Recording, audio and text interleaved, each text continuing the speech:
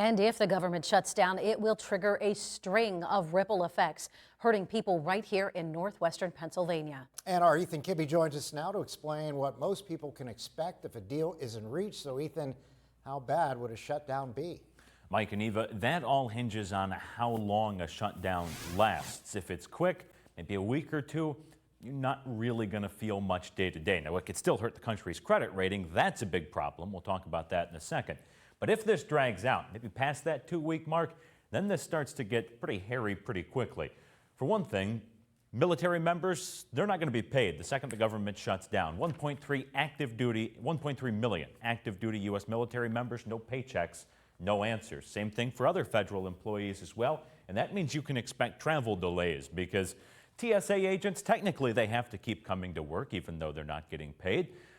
People don't always like to do that, as we've seen in previous shutdowns, and that means the nightmares you already experience at the airport, they get even worse. Benefit programs likely to be defunded as well. That's things like WIC, Women, Infants, and Children. That would struggle almost immediately, and SNAP maybe would last about a month before that money could dry up as well, hurting millions of Americans, including thousands right here in our area, plus disruptions to student loans.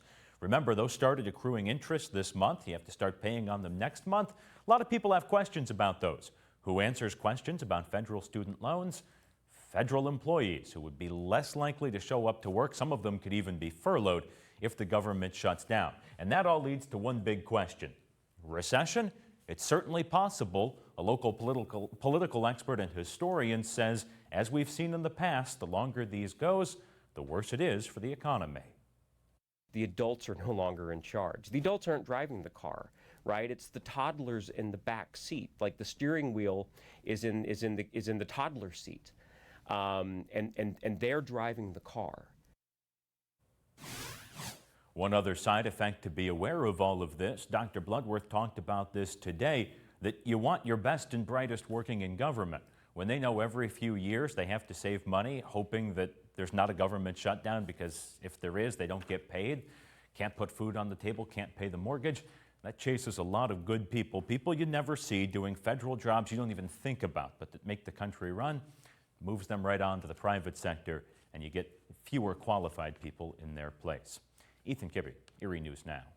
It could be a big mess.